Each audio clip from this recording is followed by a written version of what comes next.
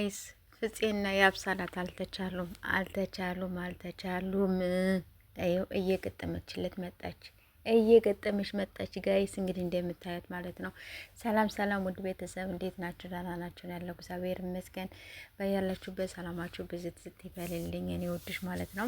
ስትገቡ በላይክ ግቡ፣ እንዲሁም ደግሞ አበረታቱ። ሰብስክራይብ እያደረጋችሁ በዚህ ቻናል ነው የምለቅ። ስለዚህ ሰብስክራይብ ላይክም ሼር እያደረጋችሁ እንድታበረታቱኝ እጠይቃለሁ ማለት ነው።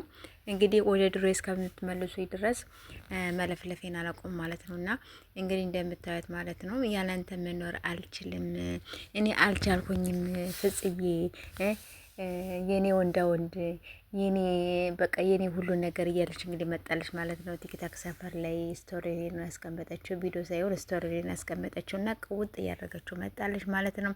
እንግዲህ እንደምታዩት ያው ትናንትና በተሰራው ደግሞ ቪዲዮም ደግሞ አይታችኋል። እኔ ያላንተ መኖር አልችልም እያለች እንግዲህ እሷ መጣለች ማለት ነው።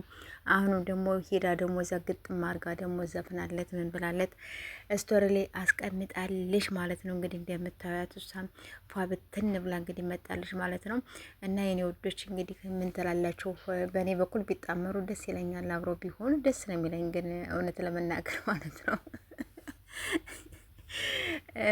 ስለዚህ ቡራ እንደሆን በቃ አስረክቧል፣ ወደ ፍፄ አሸጋግሯል ማለት ነው። ስለዚህ ስለተሸጋገርሽ ያው አሁንም ደግሞ ሁለታችሁ አብራችሁ እንድትቀጥሉ እንፈልጋለን ነው የምንለው ጋይስ። ስለዚህ ውዶቼ በላይክ ግቡ ፕሊዝ ፕሊዝ።